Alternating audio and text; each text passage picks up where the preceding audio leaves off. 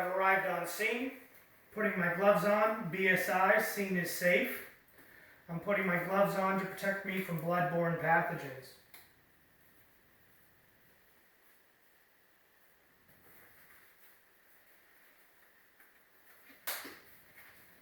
Good evening, sir. My name is Sean with the Pease Fire Department. I'm going to go ahead and perform an ECG, which is an electrocardiogram on you.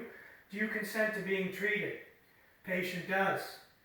Sir, before we begin placing leads, I'm going to go ahead and have you lay on your back. If you could for me, remove your shirt and your pants. Lay on your back, try and relax and breathe comfortably. Patient's done so. Now before we start attaching the leads, we're going to go ahead and get an alcohol wipe.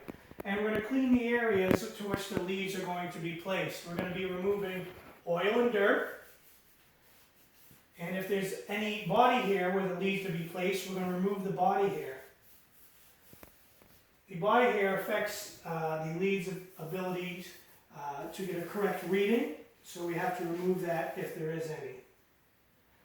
Alright, sir, we're going to start with placing some limb leads on you. Your first limb lead is a white lead. It's going to go on the center line of your right arm. And we're going to go ahead at the upper part of your right arm. We go ahead and move over to your left arm. It is a black lead, and we're going to place it in the same point, center line of the upper part of your arm. Moving on, we're going down to your right leg. It's a green lead, and we're going to place that in the center line of your thigh. Moving down to your left leg, sir, we're going to go ahead and place a red lead, and it is the center line as your thigh as well. Now, sir, we're going to go ahead and connect some leads to your chest. Before we do, we have to find your fourth intercostal space. To start with, we find your sternal notch, and then we're going to move down to the sternal angle. On the right side of the patient, we're going to find the second intercostal space. And we're going to count down to the fourth. So 2, 3, 4. At this point, we're going to place V1, which is a brown and red lead, on the right side of the center line of the sternum in the fourth intercostal space. Moving on, we're going to go to V2, which is a brown and yellow lead. This time it's going to be on the left side of the patient in the fourth intercostal space. Again, checking for finding the sternal notch. Moving down to the sternal angle. On the left side of the patient, find the second intercostal space and counting down to the fourth. So 2, 3, 4. We go ahead and place V2, which is a brown and yellow lead, on the left side of the center line of the sternum. Moving on, we're going to go to V4, which is on the fifth intercostal space on the left side of the patient. Again, we're going to find the sternal notch.